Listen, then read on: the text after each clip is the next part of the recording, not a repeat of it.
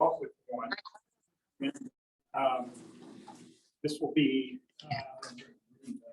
Friday night with the Killer Dueling Pianos, was just absolutely a fantastic event. You know, the credit for something like that doesn't lie with one person, it lies with the entire club. It does, you know, they picked on people, they had fun picking on people, just ask Doug. I don't think he has any money left in his account. But they were just a fun group of performers. You know, did we do it perfect? No. There's ways that if we happen to do it again next year, we'll improve upon it. We're still waiting for the official final number on the dollars and cents, but we did a lot better than we budgeted for. Net revenue off of that event, where the typical. Yeah. By the way, your account's still open. We're still adding to it. I just thought I'd let you know. But you know, half of the net proceeds go to the Temple Children's Museum, so we're kind of excited that that check is going to be somewhat higher than what we anticipated, what we actually put into the budget for it. So congratulations to you. You know, we started that thing back in July of 19. That's when that idea first started to work its way through to the Rotary board. We were full steam ahead. Barbara selling tickets, selling sponsorships. Jackie and Kelly working on the silent or the live auction, silent auction that became just a massive, fantastic auction. The food, the drink, the setup, just everything, just really worked well. And so congratulations to everyone who participated. You know, that's what all of Matt. I'll ditto your brag. I was going to brag on Doug for being such a good sport, but you kind of did that. So. Now they did ask you though who they could pick on, so you picked a good person. Are there any other brags today? Yes, ma'am. Okay, so I just want to give a little brag. Well, I should do it after the fact, really, but tomorrow I'm going on the 10-day road trip with my mom. So I'm excited about that. Excited to take her. She's not going by herself to Minnesota and Iowa. Exotic, I know.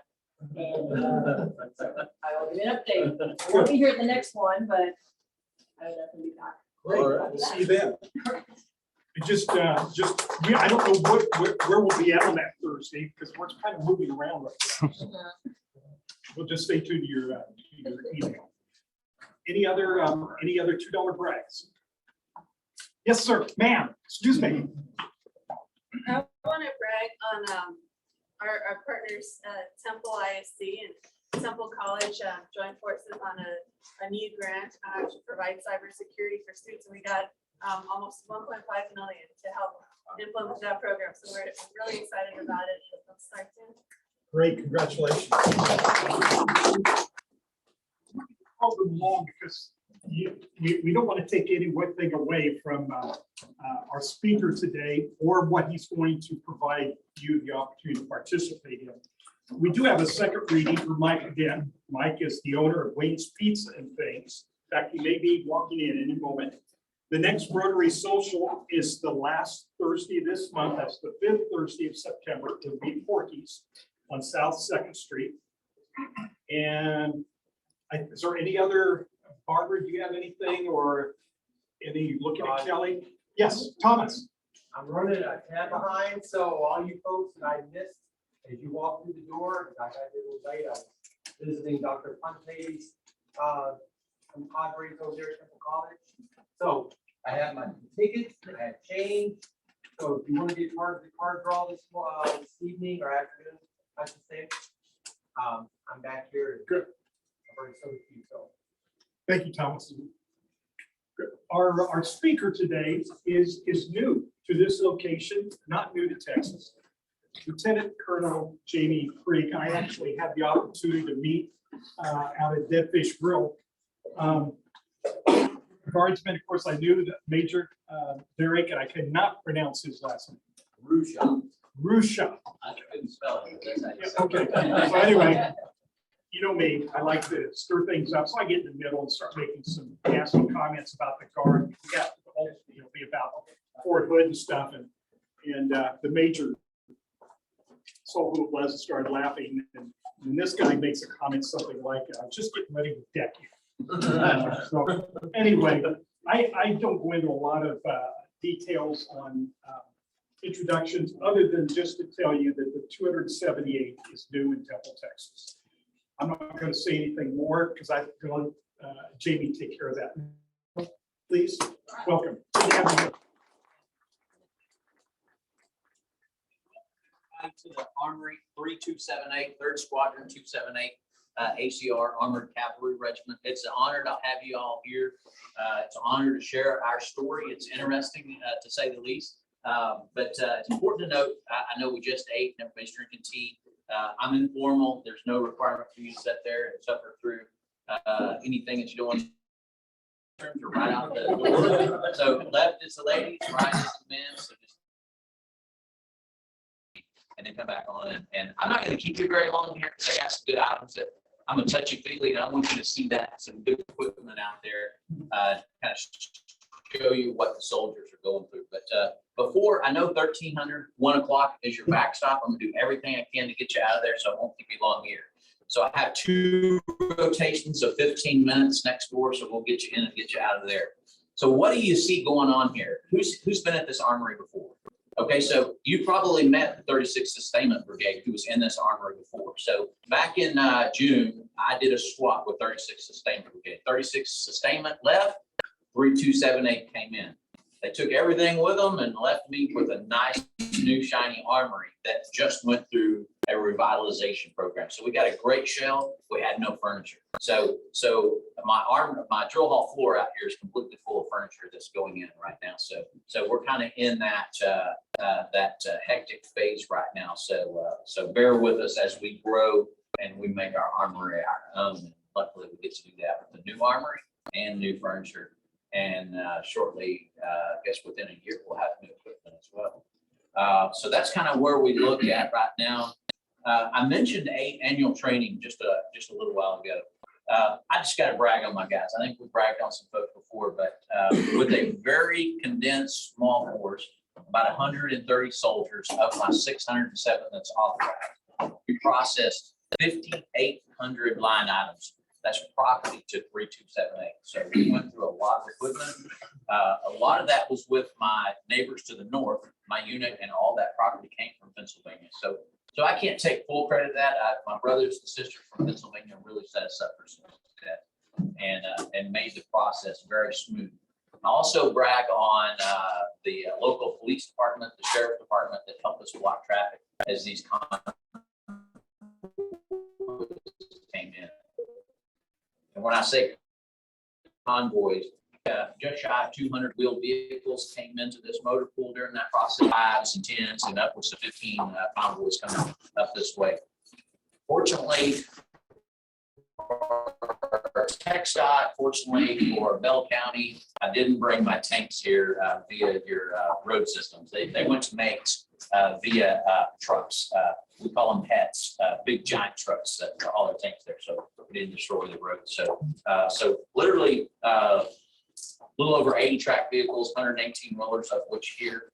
So I have 5 UICs that are going to be at this location, and 1 UIC, another one of my tank troops is going to be down the road at Gatesville, but otherwise everybody else will be right here at this location.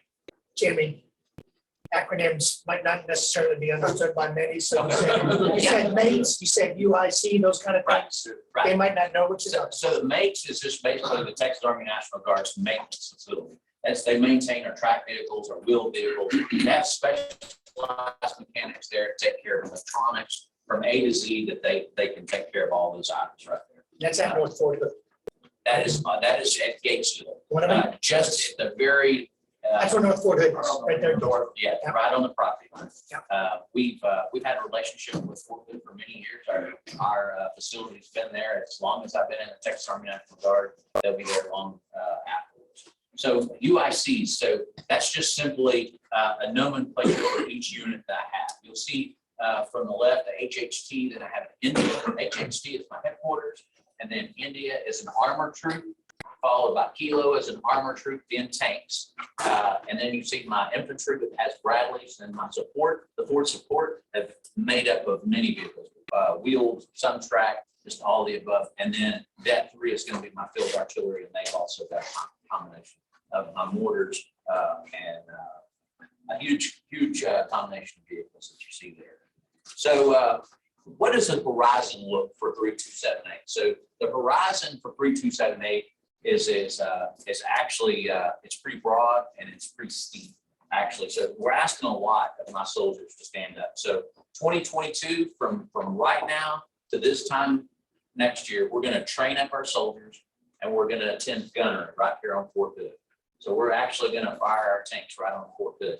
So the goal is to fire as many as we can, but realistically probably not going to fire all of our tanks. So fast forward, what happens after gunnery? We're going to train on our tanks, train up to gunnery, fire tanks right here on North Fort Hood, and then we're going to turn them in the month after we fire. What happens when we turn it in? We get new ones. So the very following year, we go into a modernization cycle with new tanks. We have, I'm not even going to bore you with the nomenclature for the tanks. We're just out with the old, in with the new. So we're literally, we're getting a version. It's one shot of the latest and greatest version in the Continental Army. So we're looking forward to that. It's a huge undertaking. It's a lot to ask the soldiers. We're going to have to be trained up on the version we have, and then retrained through a net training cycle for the new stuff. So that takes us into 2023. So 2023, we modernize, we refire on the new equipment. 2024, we go to California through, everybody's heard about the National Training Center. I always call it NTC. That's where we validate that we can fire, we can shoot, we can move, and we can communicate. Well, what comes after NTC rotation? A mobilization. So it's going to be literally 1 year after another, something big's going on this year. So anyway, I can show you a bunch of slides, but I'd rather avoid a bunch of slides and not answer your questions. So I'll give you 5 minutes. If you got any questions, we'll answer some questions, and then we'll break out into 2 groups of about 15. So we'll just split it right here with Jake from State Farm, and then we'll go look at some equipment right down the hallway. Question? Yeah, you're not planning on doing that 74 hood in the middle of the night, are you? Oh, it's never a good timeline when you experience the sound of freedom. So so I mean, a little backstory. During the week, I do a little bit different job. Still in the Guard. I manage a training center. Everybody's familiar with Brownwood, Texas, kind of dead center in the state. Well, Camp Bowie is where I work during the week, and so very much smaller facility than Camp Bowie, but we do have just shy of 9,000 acres. And so we produce the sounds of freedom, the smells of freedom, the dust of freedom, and all the things. So we do controlled burns, prescribed burns at Camp Bowie. So we just did about a 4,000 acre prescribed burn last weekend. And naturally, there's a lot of complaints and a lot of things with smoke. I can't control the smoke. I do my best, but I can't. And so that's my comeback is it's the smell of freedom. So that works sometimes and not sometimes. But anyway, question. What is 2 questions?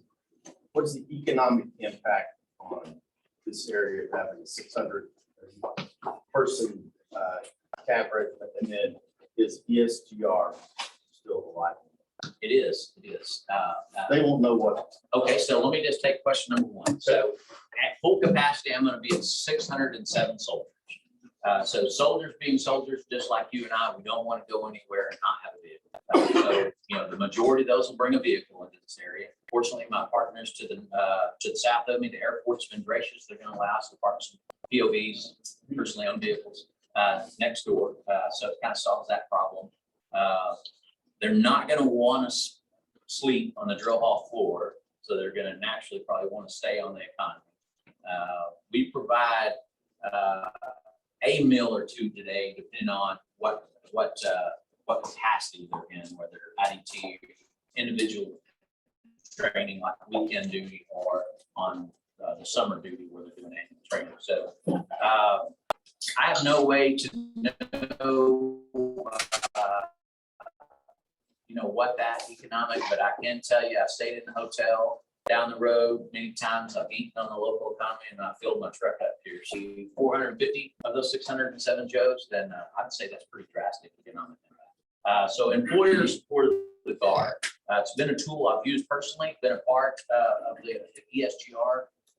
What the ESGR is something that as business owners, you guys may experience that by having a guardsman in a Texas Army National Guard. They help bridge the gap, answer questions, work through transition. They're actually for the soldier and for the business owner, as far as I'm concerned. So they help mediate between the two. When there's a challenge or there's a misunderstanding, they kind of help bridge that gap and simplify and try to resolve that issue for your benefit and for the soldier. Can you explain the size difference?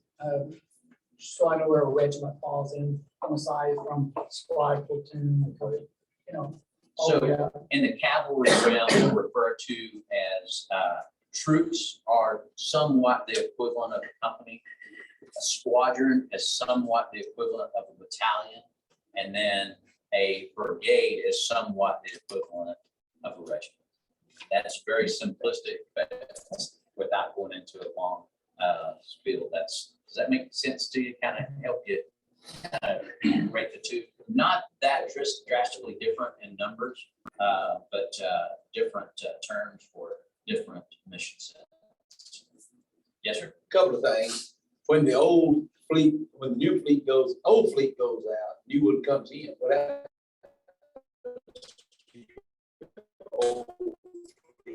They'll go back to the manufacturer. So they or anything like that, they'll just get refurbished and they'll come back. One of the quick follow-up questions. How did you all's number come up with the, I think the testing and all that, COVID testing? When the National Guard got around being used in small areas? So are you saying how did we support the mission or how did it affect us? That assignment to be given to the National Guard, you know how that may have come up? Okay, so now I kind of better understand your question. So the Guard is putting forth a tremendous footprint of soldiers, equipment, time, and space to support that mission. That's what we do. We work for the government. When mobilized to Title 10, then part of that mission. That's why it's probably one of the many reasons why we signed on the dotted line. Does it play a role in our readiness? I would say yes. And is it going to play a role and challenge me in the future by supporting the COVID mission, the food bank mission, the border mission, and all the flood missions that potentially support it? It does play a role, and it's that's what I get paid to do, is figure out ways around it. So, You got a lot of wheeled vehicles apparently at your disposal. Is that those things gonna move around Temple periodically, or? I would not say they will be moving around Temple very much. They should be moving around between here and North Fort Hood and then on throughout the Fort Hood training areas. I could see them potentially down the road when we're fully mission capable, we're licensed, trained, we're ready to shoot, move, and communicate. Then I could see that the adjutant general tapping into our resources to help with some of those state and federal missions. We are already helping with those with our soldiers, but not equipment yet, just because we're not completely trained up on that equipment license. Did that answer your question? No, I just wanted to know if I saw a tank out in my front yard. I told you. Well, please let me know if you see an Abrams tank. I'm sure Texas Dot and all the above.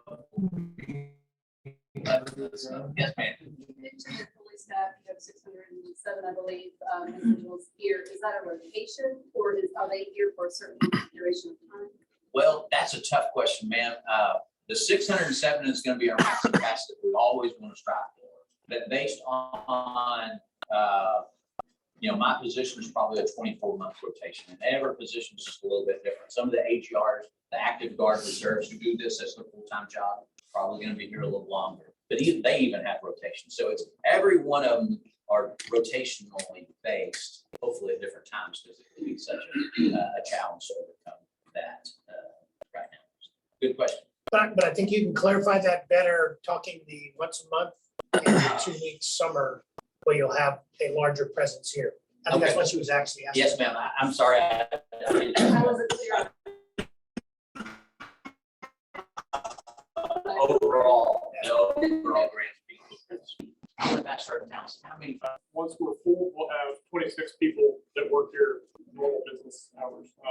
And then once we go into the what we call the IAQ weekend, that's when we'll surge up to a little over 500 in this location, and then the remaining packs on the Gainesville. Because we have track vehicles and all the complexities that go with that, we won't do the traditional every month. We'll probably condense down into like quarterly style. And so each quarter we would have, you know, where guys were on the ground for about a week.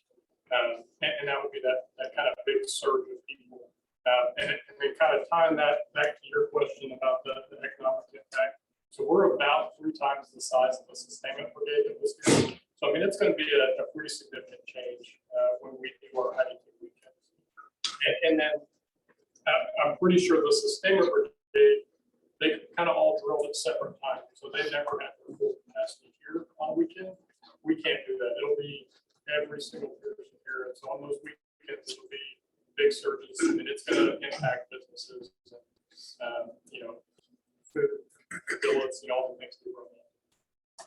You said you switched from the 36. Where did you come from? Where did they go? I mean, Pennsylvania is way up in North Texas. Right. So you're talking about Right. So 36 sustainments moving to the Metroplex and taking over a new army up there. Still have their mission, still have their mission set. All the people, all the equipment is still there. Just moving the pieces around to fit us. So what better place to have an armored cavalry squadron than right here, right next door to Fort Hood, Texas. So let me give you a stark contrast. So my brothers from Pennsylvania, guess what the closest training center for them where they could do mounted maneuver and gunnery was 8 hours. 8 hours away in 25 minutes. So it's quite the placement to have a squadron right here next to Fort. What else? Okay, so we're getting pretty close to my backstop. I'm gonna have to, rather than 15 minutes at each location, we're gonna probably go with 10 minutes per location. So let's just split right here, and I'll lead the first group, and we'll take you in the first door, and then the second group, you'll go in the second door this way. If y'all kind of help me herd the group down there. Let me make one quick announcement. October 29th in the Santa Fe Plaza, beginning, I believe, at 10 a.m. will be the uncasing ceremony for the 278. So we encourage you, please come down there and participate in officially welcoming the group here. I got one trash can back here, and I might be rounding up